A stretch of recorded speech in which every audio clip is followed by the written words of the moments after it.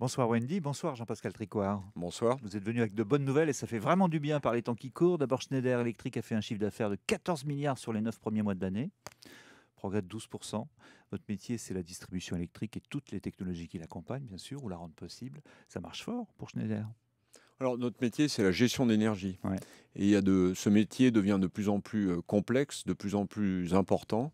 Et particulièrement, il adresse tous les sujets d'efficacité énergétique et de réduction de l'empreinte carbone.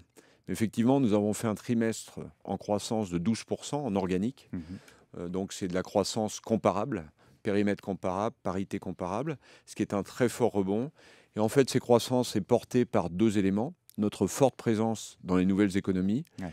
Et puis enfin, dans les économies qu'on qualifie de matures, c'est-à-dire l'Europe occidentale ou les États-Unis, ce qui porte notre croissance, ce sont nos nouvelles activités. Les services, l'efficacité énergétique, l'énergie renouvelable, particulièrement nos activités dans le solaire, et puis aussi des solutions très intégrées, très innovantes pour les fabricants de machines qui eux-mêmes, à partir de l'Europe, exportent vers les nouvelles économies. Vous l'avez déjà dit, hein, vous êtes un groupe très internationalisé. Les États-Unis sont votre premier marché, la Chine est le deuxième. Et puis l'aventure continue puisque vous venez d'annoncer une opération qui va faire de vous le leader de la basse tension en Russie. Alors on ne sait pas très bien ce que c'est que la basse tension, mais on imagine que c'est un marché énorme en Russie.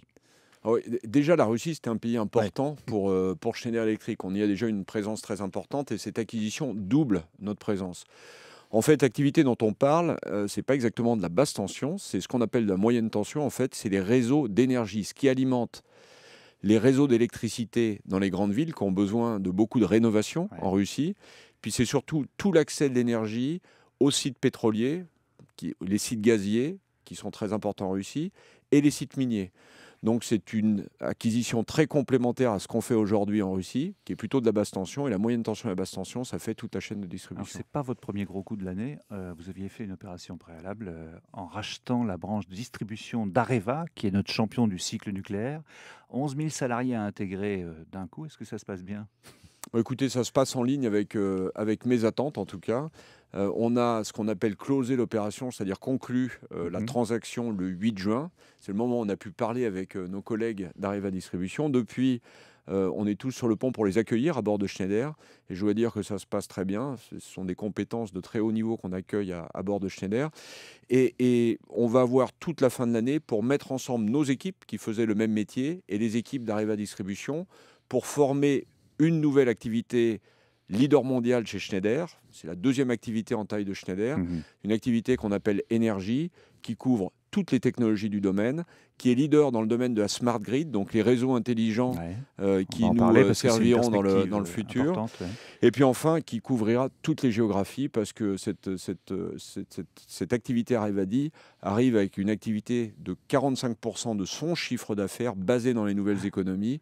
Donc ça nous renforce encore dans les nouvelles économies. Le résultat de tout ça, c'est que la France, c'est moins de 10% de votre chiffre d'affaires aujourd'hui, autour de 8 exactement.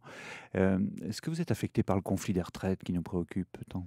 Alors, la France, ça représente moins de 10% du chiffre d'affaires parce qu'on croît très très vite en dehors de la France, mais on Ailleurs. continue à faire de la croissance Mhm. en France. Oui, le conflit des retraites nous affecte, particulièrement les difficultés. On est une entreprise très exportatrice à partir de la France. On a en France plus de 40 usines. Et donc, les problèmes de transport nous affectent. Et Mhm. c'est regrettable. Et puis, j'ai envie de dire que nous sommes une des entreprises les plus globales en France, les plus représentées. On est présent dans plus de 100 pays. Et on porte avec nous l'image France, l'étiquette France, dont on est fier. Et qu'en ce moment, l'image qu'on projette à l'étranger est difficilement compréhensible. Alors, il faut parler d'avenir, on en sortira un jour de ce conflit. Il Vous faut le avez déjà souhaiter, oui. évoqué les réseaux intelligents, les smart grids, qui seront donc déterminants pour l'efficacité énergétique à venir. Ça avance, le marché est en plein boom, comme on peut l'espérer, puisque c'est ça qui va nous permettre d'améliorer nos performances énergétiques avec la même quantité, et ça répond aux soucis environnementaux du moment. Écoutez, je crois qu'on est juste au début. Ouais. Ce qu'il faut bien réaliser, c'est que c'est une transformation majeure du paysage énergétique, majeure, c'est une vraie rupture, qui affecte tous les aspects. La partie génération renouvelable, qui par nature est très différente de la génération précédente, elle est dispersée, diffuse, elle peut être sur le toit de votre maison, sur le toit de nos bâtiments, sur le toit de nos usines, elle peut être très répartie sur le terrain, elle est volatile en plus, Mhm. parce qu'il n'y a pas toujours du soleil, il n'y a Ni pas du toujours vent. du vent.